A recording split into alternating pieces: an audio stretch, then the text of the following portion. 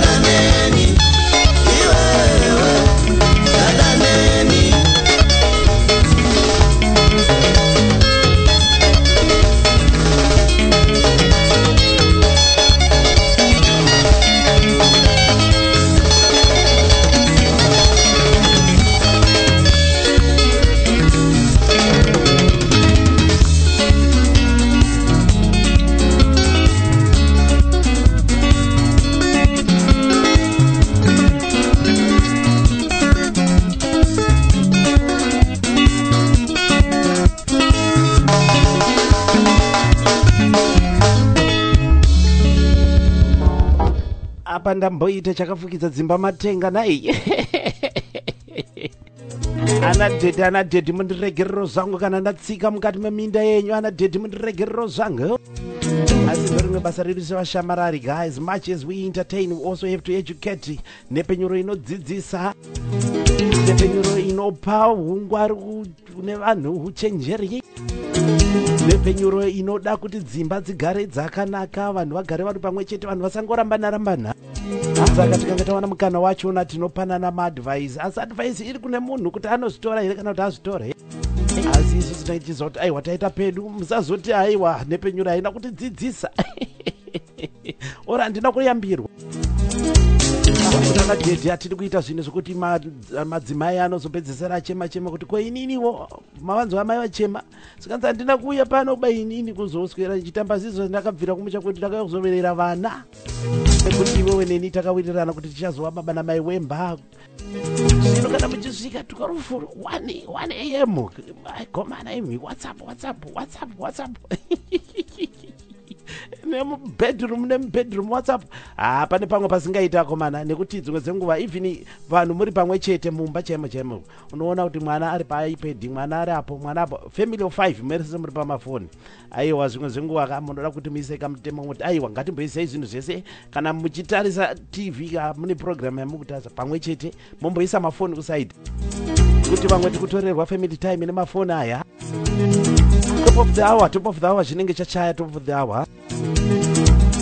Kambo kari pasiri pezi rangu apa kakarohwa namaipfumai. Ndikendiona kuti ndingambotora here kamwe kambo kubva paalbum yavo iyoyizvi.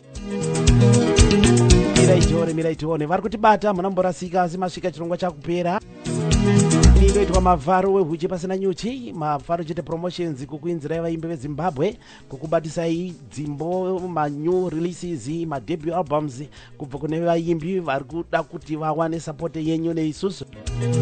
Chirongwa officially chatanga nhasi, asi every Friday chinge chiripo kubva midday kusvika na 3 o'clock. Saka next week ndinenge ndiri kuenda paPretoria, pane chikomana chekuZimbabwe chiri based muSouth Africa chinonzi Remember. Starakara kundivhiringidza futi panapa nai njaribata manje chakubatisai chinonzi remember mahafu anofamba nechikwata chinonzi orchestra mataga ndiye ndinenge ndinaye pachirongwa live and clear and direct. The following week yachona ndinenge ndina Tendai Tete kana kuti sisi Tendai Chimombe, eldest daughter ya the legendary the late Mkoma Jimmy James Chimombe, vane which band ndochawabata mu Warren Park mundo maraini mavo. The following week yacho iyo ndinenge ndina Mkoma Onai Mkumbira vekumfakose vanenge vakamirira masimba edenga chikwata chiye munochiziva chikwata gospel vabvuwe inai saka ndomamirira chakaita chirongwa chacho hatimiri apo nepapa potenge chingokupaiwo futi chikudziisai kuvakomana vatsva vari kusumuka yandione kuti ndingawana here kambo kubva paalbum yamai Pfumai ine kambo kandiri kurova kanaka.